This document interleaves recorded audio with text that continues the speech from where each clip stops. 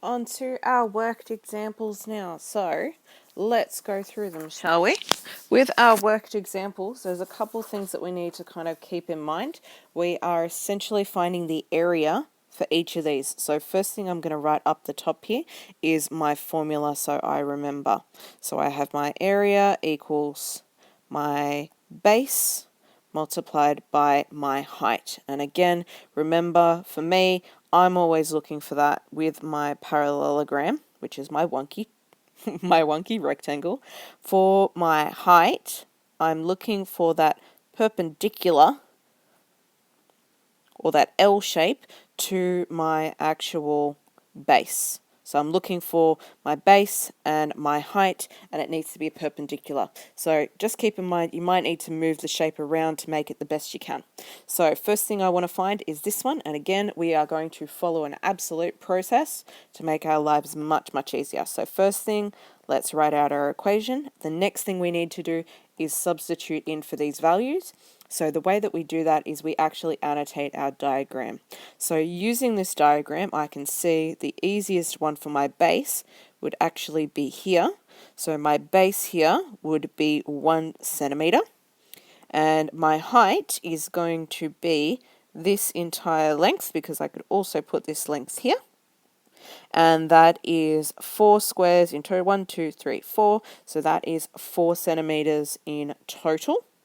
So I'm going to write my height is 4 centimeters. And again, that's why we put in diagrams, because it's a lot easier to see things. So let's substitute in. I've got my base, which was 1, and I am multiplying that by my height, which was 4, which gives me my answer in centimeters squared of 4. Beautiful. Done. Next question, same process. Let's start by writing out our equation. So we've got our base multiplied by our height. Now let's go to identify with this. If you flip this over a little bit, you can actually see I'm going to make this one my base and this one's going to be my height. So again, let's annotate our diagram. So I've got this one is my base, and I've got my height here. Again, it's perpendicular. I've got that lovely L shape. So my height is going to be 32.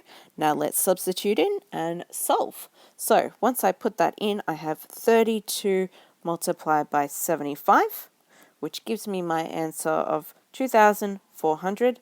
And I add in my units, which is millimeters squared. We are done. Next one, okay. Sometimes they can give you some really tricky ones where they might give you a couple of different numbers. Keep in mind, these ones are, that's a side number. This is a side number as well. And this side is the same as this side in terms of length, because that's what we know for a parallelogram. And this side is also the same as this side.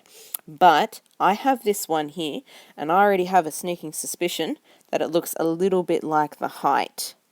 A way to double check that is to see if you can make that L shape, even if it's a reverse L shape, so it doesn't always have to be that way. It can sometimes be this way, and I can absolutely see that L shape there. So this one here is going to be my height. So my height is going to be 3.6 centimeters. And then I need to find my base. My base for this one needs to be perpendicular. So my base for this will actually be 2 centimeters. So let's put that one in there, and again, let's substitute in and we can get our answer. So again, equation, our area is our base multiplied by our height, so 2 times 3.6 gives me my answer of 7.2 centimeters squared. Last one. So this particular question on your sheets only had this part. First thing I did is I actually included a diagram, and my basic diagram, I have my parallelogram, I include some little lines to represent the height, and I've just put a little note in there about the area. Now I can transfer this information in. So I've been given that my base is 8 meters. So let's annotate our diagram to put that in. So I've got my base of 8 meters. I've also been given that my area here is 32 meters squared. So let's put that in. So I've got 32 meters squared. And I actually don't know what my height is. So my height here, I don't know what it is. So I'm actually finding out what that height is. So I don't know what my height is at this point, but I can use a little bit of algebra, I can move things around, and I can do exactly what I did before. So again, let's put down our equation and go from there. Let's substitute in what we know. So we have our 32 meters squared. We've got our 32 there, equaling our base multiplied by our height. Our base was 8, so let's substitute that in. So I have 8 multiplied by h. Let's get the h by itself.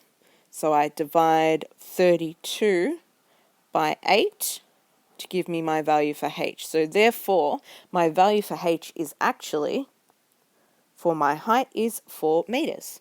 And you can always double check that if you need by substituting it all back in to make sure that it makes sense. So if I do a quick calculation, 8 times 4 is actually 32, and we are done with all of your examples.